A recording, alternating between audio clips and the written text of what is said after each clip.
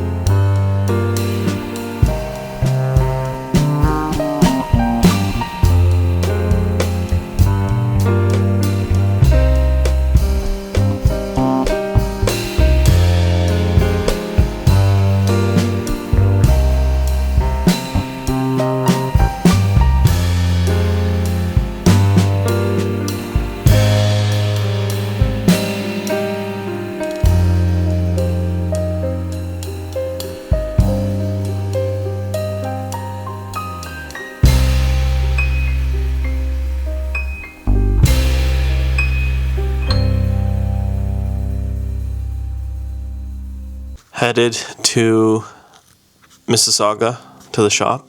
Gonna try to get some work done before class tonight. Kind of in a open-ended phase right now with the job done at Sheridan. I gotta find new work soon. Ultimately, I'm fine for 2-3 months, but I would like to try to find something sooner rather than later. So we'll see what happens. I might have a lead somewhere here in Oakville. That would be a nice little stopgap until I find a new place to live as well. I gotta just do that. Yeah, it's kind of a weirdly precarious position to be in, but I'm also pretty confident that I'll find my way out of it. I'm not that worried.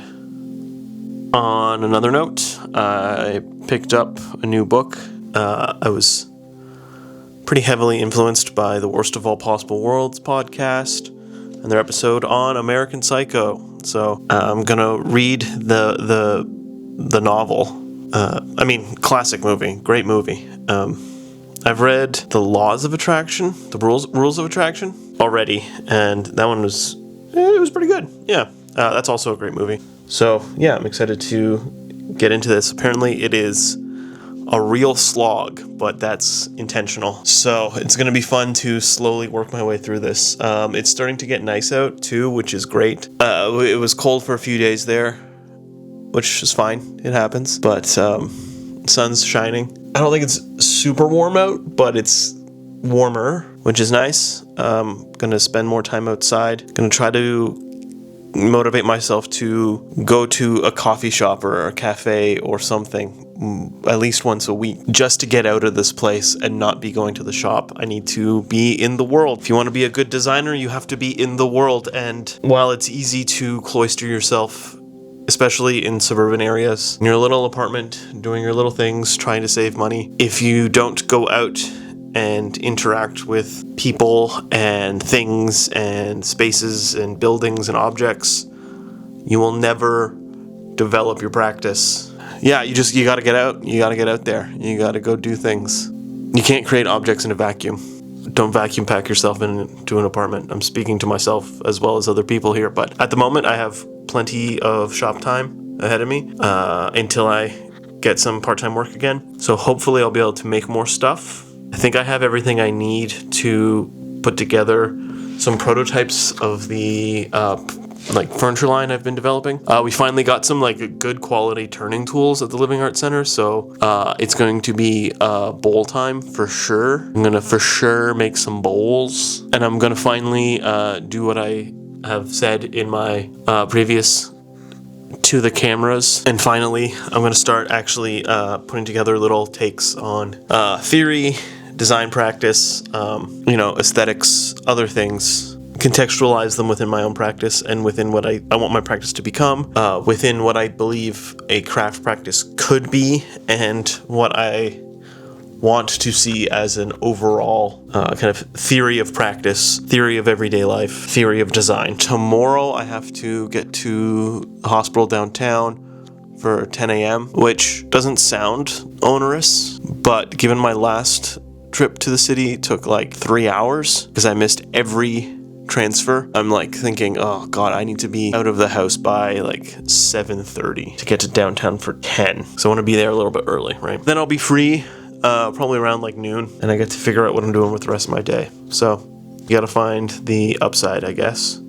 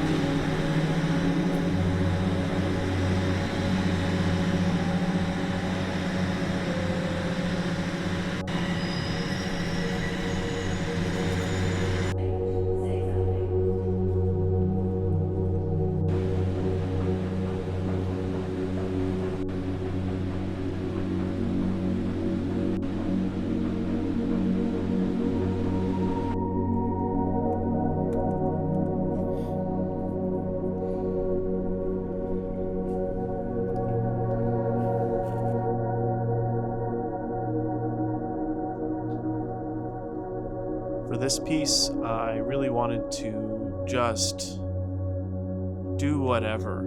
Just have it as a experimental piece, something that I can add to, subtract from, mess around with, try things, make mistakes, try to fix those mistakes, make further mistakes, try to fix those.